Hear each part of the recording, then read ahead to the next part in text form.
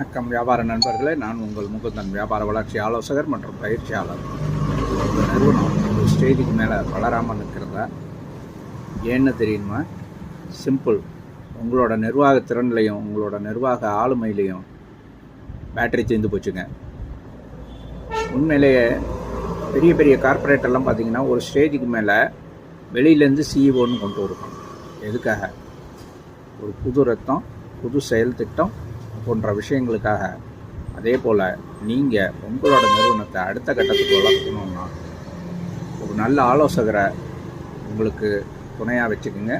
அப்படி இல்லைன்னா ஒரு நல்ல மேனேஜரை, ஒரு நிர்வாகத்திறன் கொண்டவர்களை, உங்களின் நிர்வாக முடிவுகளை எடுக்கக்கூடியவர்களை உங்களின் துணையாக வைத்துக் கொள்ளுங்கள்.